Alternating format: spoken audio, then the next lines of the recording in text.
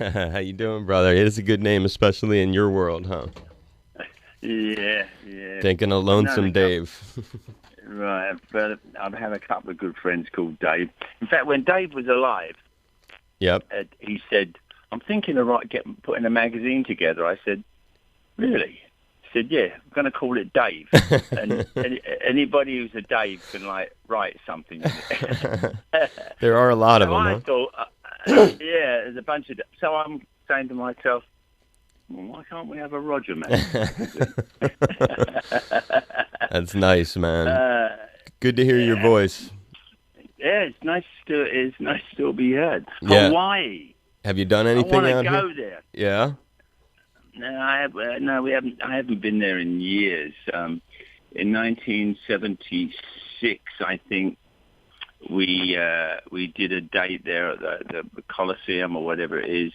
But I remember it was towards the end of a tour, and we took a week off, and I got the flu.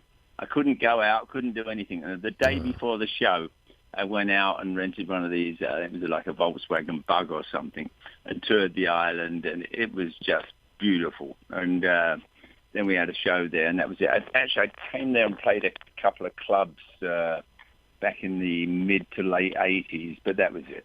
All right. Well, that's a tough one with routing and stuff. It isn't always easy for folks to get out here. Right. It used to be Yeah, more and, common. yeah, right, and we're probably asking too much money. Right. Yeah. Well, that is always a tough thing too. That, that's always a tough Yeah, one. So I'm assuming you can hear me all right. You got a decent yeah, I connection? can. Yeah, you sound great. Yep, so do you, brother. So do you. Okay, good. It's member-supported Hawaii Public Radio and all things considered HPR1. I'm Dave Lawrence, and a really fun day today. We got a guest on the show. It's a band that a lot of people probably go way back with, certainly myself, since I was a little kid. Some of their tunes were really the soundtrack to my first introduction to radio in the 70s. Could be the same for you. They have a new album out. It's called Under the Influence, and it's a real privilege to get to connect with the band Foghat today. You may remember some of their classic songs like Fool for the City or Slow Ride, or some of the great covers they've done as well. Like I Just Want to Make Love to You, one of my favorite covers in their many things they've done. And we've got original member of the band. He was also part of Savoy Brown, and it's drummer Roger Earl being gracious enough to talk to us today. Roger, aloha and mahalo. Thank you for being here, brother. Aloha. Yeah, I'm in Long Island today. I was in Nice. Kansas City last night, but I live in Long Island on the North Shore, about 60 miles out of Manhattan. So it's beautiful. I live on the water, so I get to go fishing and stuff. But your part of the world, I love Hawaii. I went there one time back in '76. And I only really got to spend one day there, but we played there. It was beautiful. People were friendly. I also have a couple of friends who've moved there over the years, so I'd like to come back one day. That would be a nice thing, and certainly, yeah, you might know some of the cats over on Maui. Mick Fleetwood's over there, Sammy Hagar, Right. Alice Cooper. I think Paul Stanley from Kiss, Steven Tyler, all kinds of cats have at least somewhat, what do you call them, part-time residences here. We call them sometime resident. That's the term I use on the radio. Sometime resident. Well, but when they're working, I mean, when you're touring and recording and stuff, you have to go wherever you got to go for that. But I would imagine Hawaii is probably just about one of the best stops you can make if you just want to hang out and be part of the scenery. Yeah, it's nice scenery. We're very blessed. Good temperatures, too. Yeah. And I've been enjoying this new record. Excuse me. Oh, This is good. Under the Influences, the album, new one from Foghat. And before we get into talking about it, give a little plug for folks who are curious who's in the band right now, and share that with us. Okay. On vocals and lead guitar, we have Charlie Hune. Now, Charlie was with Ted Nugent from late 70s, early 80s, some of Ted's best stuff, I think. And then he took over the vocals and guitar in Humble Pie when Stevie Marriott left the band. And when Lonesome Dave died in February 2000, he was actually the only real choice. And I'd met him a few times before. So that's Charlie. On lead and slide guitar, we have Brian Bassett, who's who was in Play That Funky Music, White Boy. Wild Cherry. Wild Cherry, yeah. And then he was also a member of Molly Hatchet for a while, but we saved him from that. He's been with us for about 20 years now. And on bass, at the moment, we have Rodney O'Quinn, who's been with Pat Travers for just about everywhere, but now he's playing with us. And Craig McGregor, our longtime bassist from 75, is battling cancer at the moment, so he's on the sidelines, but Rodney's helping us out. And that's who we got, and we got a new record out. It's a really nice record, and God bless Craig, sending him our very best, and hope that, that's a terrible, terrible thing to be in the throes of. So many people around us all, no doubt, get touched by that awful thing, and so there isn't anybody who I don't know that hasn't. In fact, I stopped over his house on the way to Kansas City. I drove out to Pittsburgh from here, and flew out of Pittsburgh, but on the way he lives in Reading, Pennsylvania. And we stopped by and we had a dinner together and we talked about old times. And he's ready, he's up for the fight. So he tells me he's going to beat it. And I may be seeing him again. We're playing in Pennsylvania in about 3 weeks. So I think I'm going to get a chance to see him again. Well, we're real tight. We've been friends forever. It sounds like it, no doubt, with all the time you spent. Give him a big hug from us and let him know he's being thought of. Definitely being thought of. Thank you. You have a connection, and I could be wrong, but that's Tom Hambridge. That's Tom Hambridge from the Boston area who produced this, right? That's right. Actually, Tom Hambridge actually was born, I believe, in Buffalo. I think he went to school in Boston, but he actually lives down in Nashville now. Okay. But he did the last 3 or 4 albums with Buddy Guy. One about Susan Tedeschi's Grammy-winning records, George Thorogood album, countless other people. What happened was I was a presenter at the Memphis Blues Awards about 4 years ago, and I presented 3 awards to Buddy Guy. Buddy Guy was winning everything that night, so, which was a real honor for me because I've been a huge fan ever since I can remember. And Tom was his producer and co-writer on most of the songs on the record. So I got to meet Tom, and then afterwards I met Tom at the bar, and we had a few drinks like you often do. And we got talking, and during the conversation he said that he was a huge Foghat fan, and that for any time in the future he would love to produce an album. So we've been working on this album for about 3 years now. That's what happens when you put the band in charge. I saw Tom. I went to see Tom in Nashville.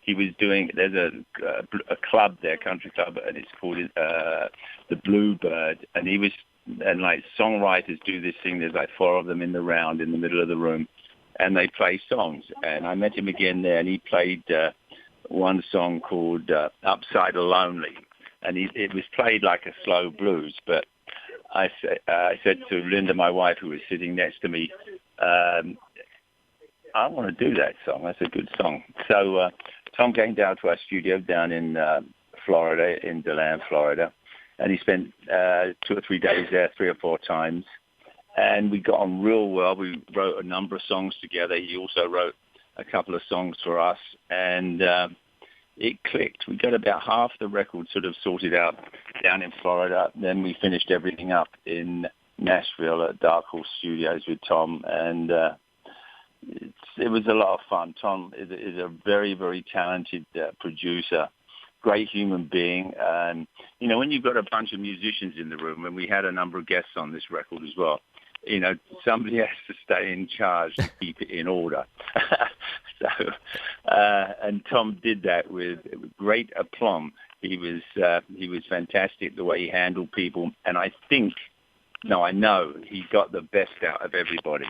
We also had a couple of guests on the album, which was really exciting to me.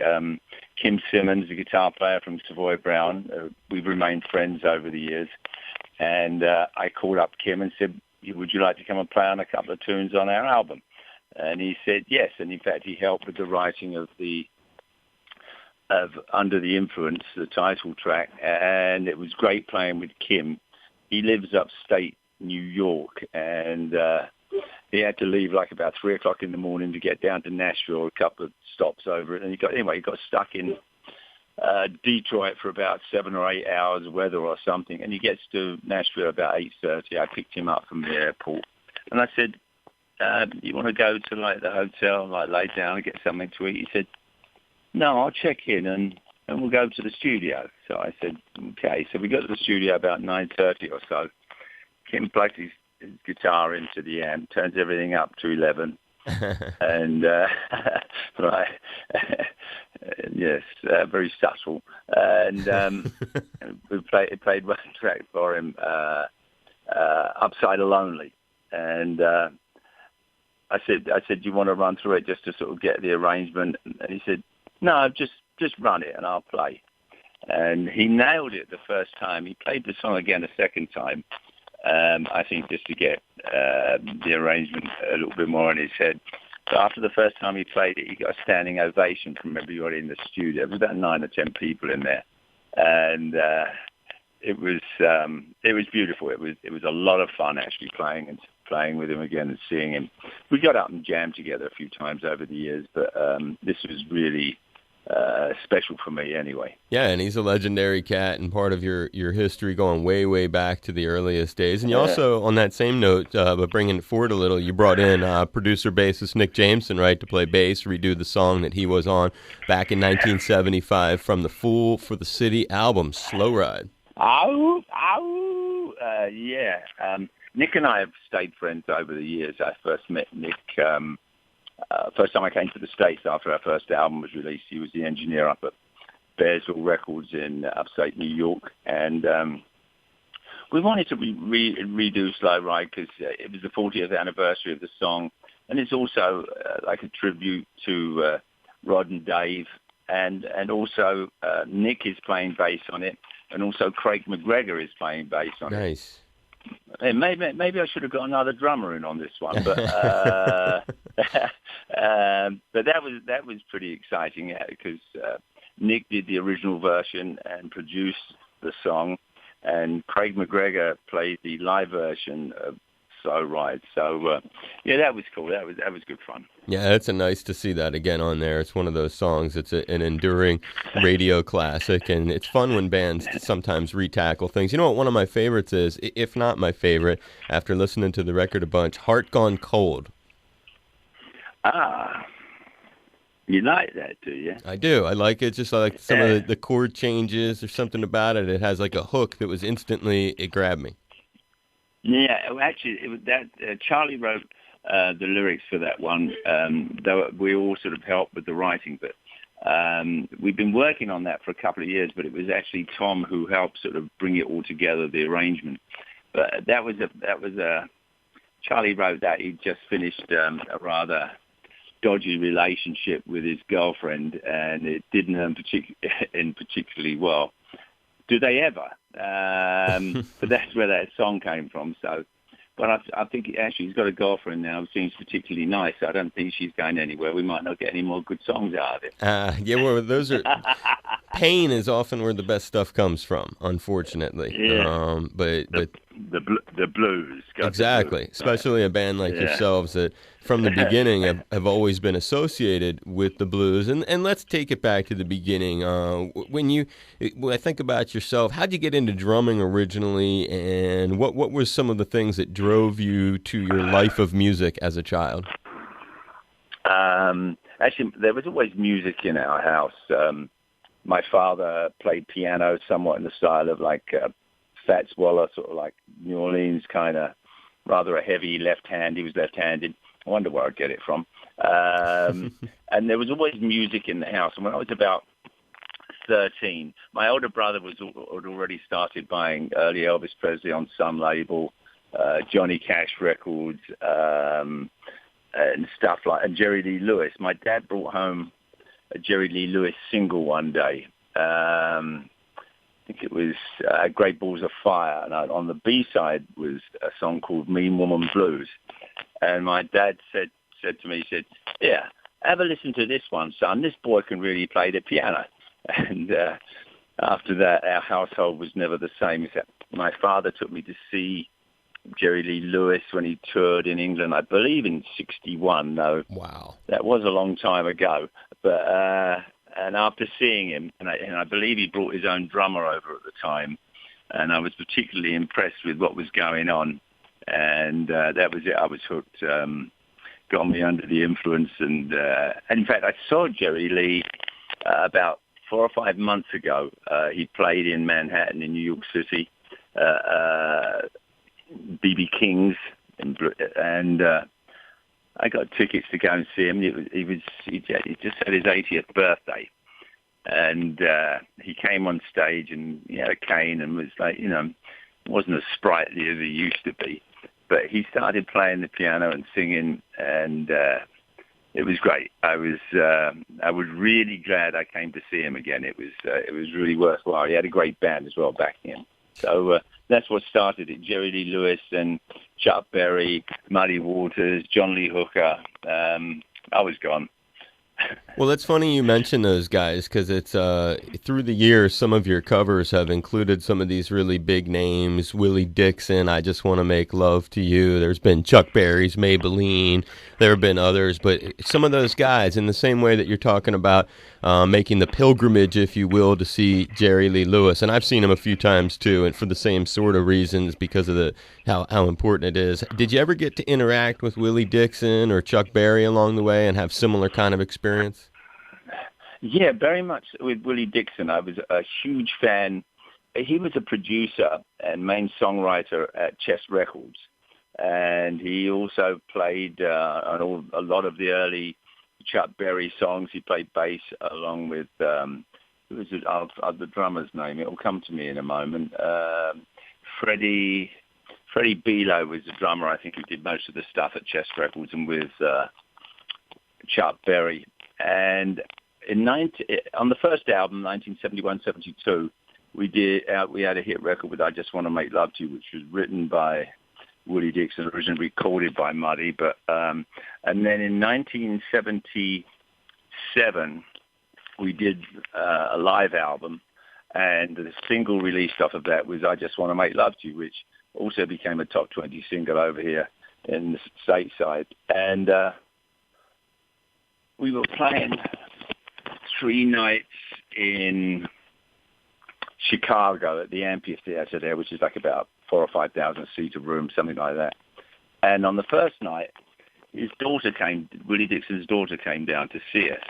Now, we treated her like the princess that she was. And then the second night we played there, she came back and brought her brother, Butch. And we treated him like the prince he was, because as far as we were concerned, his dad was a king. Sure. Men.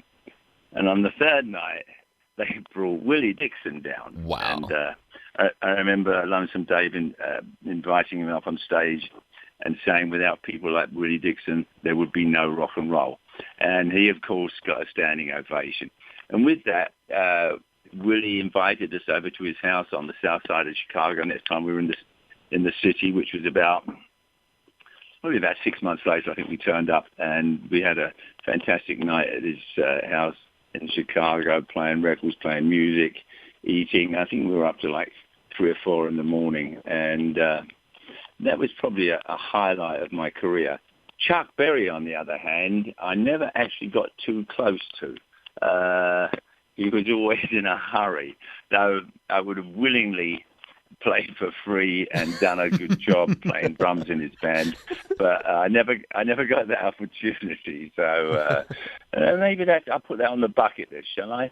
I think that Willie story is incredible, though, dude. That's one of those classic. That's one of the coolest stories I've ever been told. I mean, that's how it is, right there. I mean, when you're a fan, and you get to do something like that. Willie was absolutely fantastic as well. I mean, a real gentleman, and he had this fantastic smile. And I think, I know what happened. He sent his kids over earlier because they were younger, and basically it was one of these. It was like he's getting all this money from this band Foghat, because we credited him as the writer of this song, and he probably said to his kids, go and check out these Foghat people and see what they got under their fingernails. So I guess we got a good report because he came down to see us. And, we kept in touch for a number of years. Unfortunately, he's passed on. But that was a real thrill meeting him and hanging out with him and his family at his house and having dinner and playing music till the break of dawn. It was, it was real special. And that first time when he came to the show after his kids sort of tested the water for those 2 nights, and you said you brought him out on stage, did he actually play with you in Chicago? No. At the time, he was having some issues. He had diabetes, and I believe he was in the process of losing one of his legs. But he walked out on stage with a cane. He played double bass, stand-up bass, which we didn't have. Otherwise, I think we could have talked him into it. But he did invite us to over his studio one of the evenings that we were there. And we didn't get a chance to actually go there and record. But no, that would have been something else to have worked with Willie Dixon. But we've done a number of his songs over the years, so maybe we'll just have to leave it at that now. Yeah, no, you've had a huge bunch of experiences. There's no question, Roger. And one of them is sort of, speaking of experience, using that word, you auditioned for Jimi Hendrix, I understand. Yeah. I was about 20 years old. It was just before I joined Savoy Brown. And I was in a band, but there was not much really going on. We were working sporadically. I was working as a commercial artist in London. And when I was 18 years old, I joined a band that the manager of Jimmy, he was the bass player with the Animals and Chaz Chandler. And he put a band together. It was sort of like a Small Faces kind of thing. Didn't really go anywhere, but we played together for about 3 weeks. And he called me up, Chaz Chandler called me up at work where I was working and said, would you be interested in auditioning for Jimi Hendrix? And everybody had heard of him. Nobody had seen him except maybe, I think, Eric Clapton had and Pete Townsend, I think, raved about him, as did a few other sort of luminary guitar players. But nobody had really heard him apart from that. And so I said, I went down to a club just off Piccadilly Circus one lunchtime called Birdland. Wow. And we were standing outside. It was raining, sort of de jour for London. Right. And a bunch of us were standing in line. Jimmy walks up, and joins the line. And he comes up to me and he starts talking to me about some songs he'd written the night before. I don't know, I got singled out, but it was cool. And then we went inside, and I think 5 or 6 people played before me. Then I got a chance to get out and play. And it was, to be honest with you, I didn't really have a clue what he was doing. I couldn't, when he first started playing, I couldn't quite latch on to it. But in the end, we did like a slow blues, I think like a Red House kind of thing, did a Chuck Berry song, did a Bob Dylan song, a few other things. And I think I got about 40 minutes or more. He was very generous with his time with me. And wow. A few times after that, when I came to the States, when I joined Savoy Brown, I jammed with him at a club in Manhattan, I think Steve Paul's Scene. And also one night out in L.A., back in the late 60s, I got up and played a couple of tunes. But, it was a sad day when we lost him. He was special, real special. Oh, he certainly was. But, I mean, what a huge thing, Roger. You've had some really humbling experiences. I mean, I'm going to be thinking about this, no question, the rest of the day and beyond, because those are just really neat things that are under the radar, and part of what makes Foghat such a magical band is that's why, because you guys have really deep roots in ways that maybe are under the surface people don't know about, but that's why I'm trying to expose it to people when they think about this new record, Under the Influence. They're talking about real history, real respect for the blues, real respect for how rock was formed in so many ways. I can just hear it in the things that you like. You know, another thing we share, I'm also a drummer. I can't play it very well, but I've always liked drums. And when I think about talking to drummers, I usually like to ask them who their 2 favorite drummers are, and after you're done, I'll tell you who mine are. But who are your 2 favorite guys? don't know but there are so many drummers that have influenced me over the years. It can be more than two. You don't have to limit it to two. No. Well, it's more a style of playing, an attitude to playing. I mean, drums, for my limited abilities, is about playing with the band. You know, you can have great guitar players, great singers, but if your drummer's not good and keeping like great time, got a groove, you might as well pack up and go home. True. So, and I don't think, somebody who can't keep time and can't keep a groove doesn't last in a band very long, or the band doesn't go anywhere.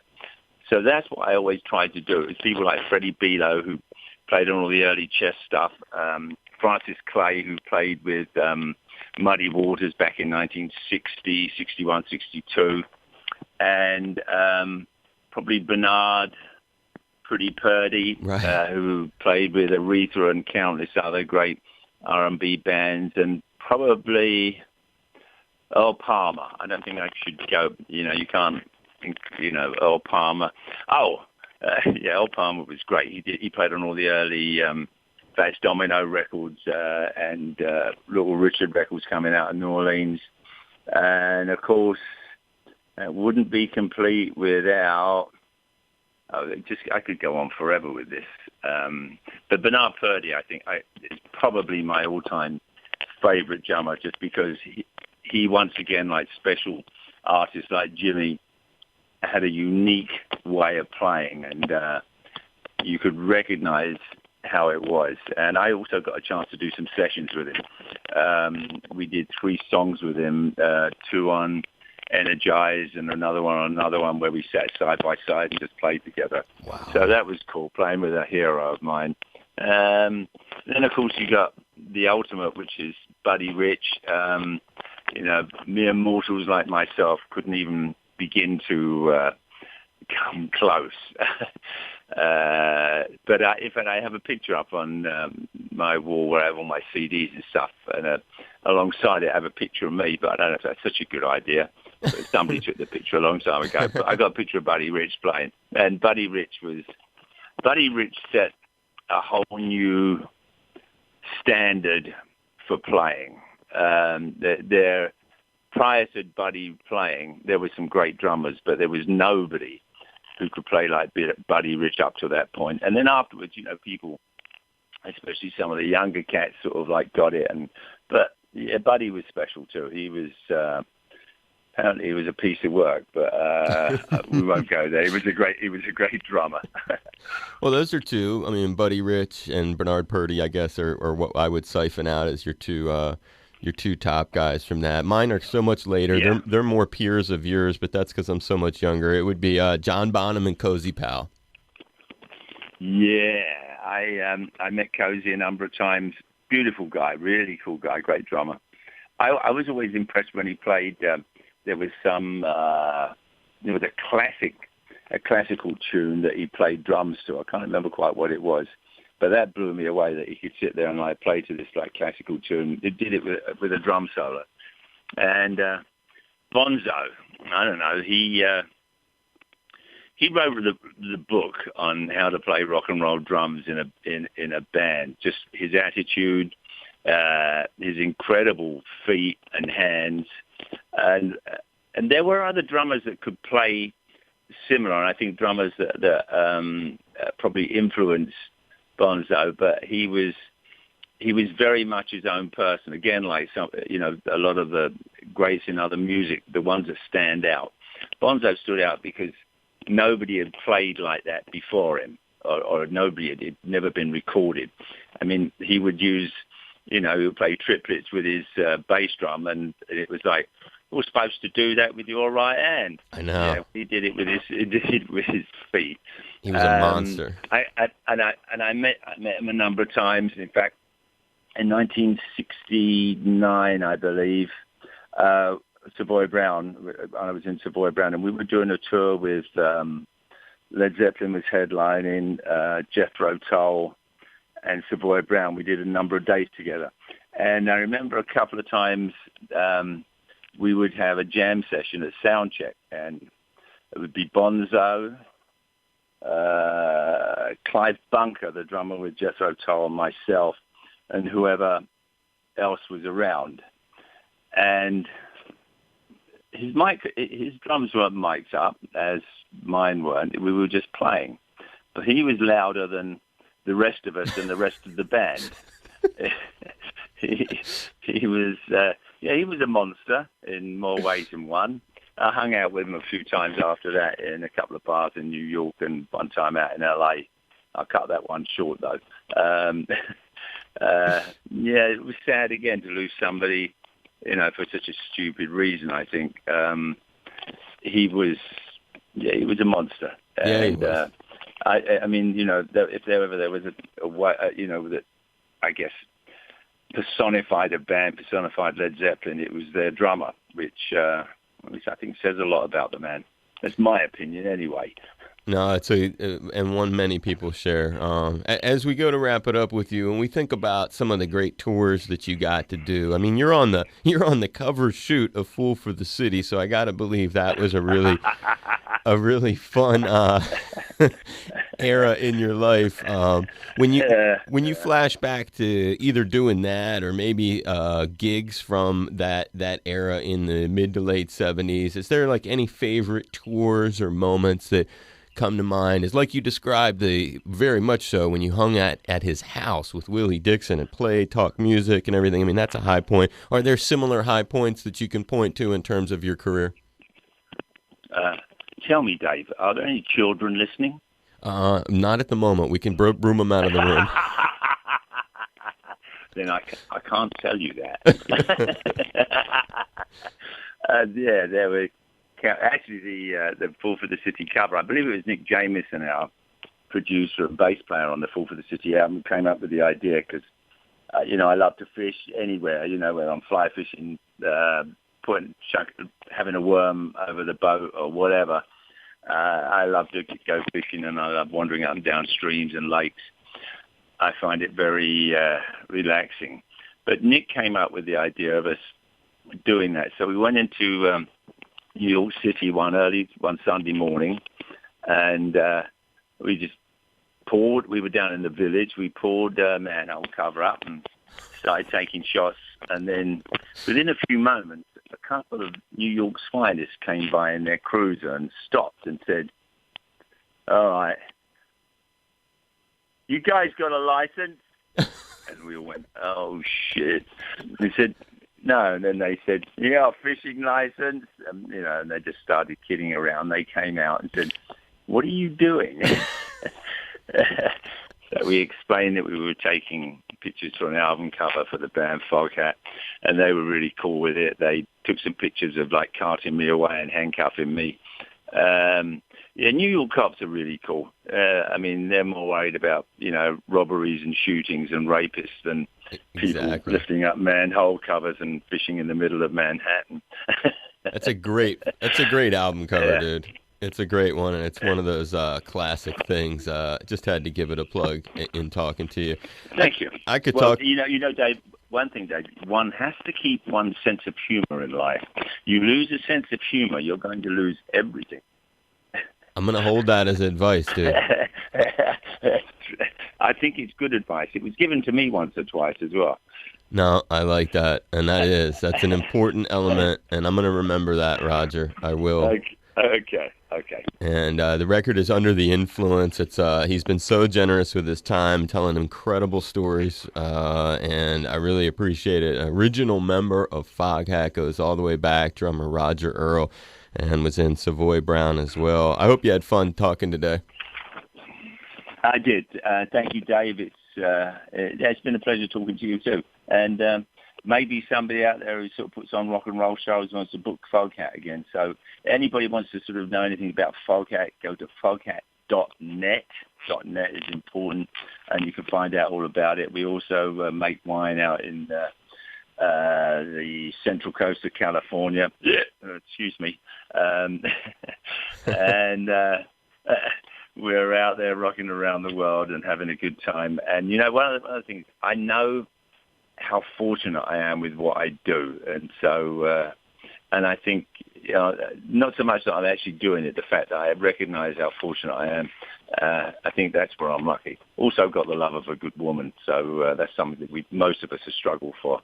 Yeah, like we were saying in the beginning of the conversation, there's always a reminder of how much we have to be grateful for our health, being able to walk around and not be in a wheelchair, not be battling all kinds of things. So you're right, there's a lot to be grateful for. We both have so much, and that's a very important additional piece of advice, I guess, you've given us. Yeah. I just passed 70, so I suppose I can sort of pontificate a little bit, right? Dude, you can. You can, and no, you should. You don't want drummers giving out advice. That could be seriously dangerous for the world. Aloha. Hi. Hello. This is Roger Earl of Foghat, and you're tuned to my good friend, Dave Lawrence. Thank you, Roger. I appreciate it, brother. All right. I really You're welcome, do. Dave. Maybe we'll get a chance to meet one day. I look forward to that. I really hope so. I'm giving you a big hug. Make sure to say, give Craig our very best, and let him know people care about him. Okay, I will do. Thank you for that. And be safe. I hope that you can come out here and gig someday. I'd love to cross paths with you. I really appreciate all the great storytelling today. It means a lot. It was really something to hear. You're welcome. It was my pleasure. Thanks. God bless you. Take care. Okay. Bye-bye. Bye, Dave.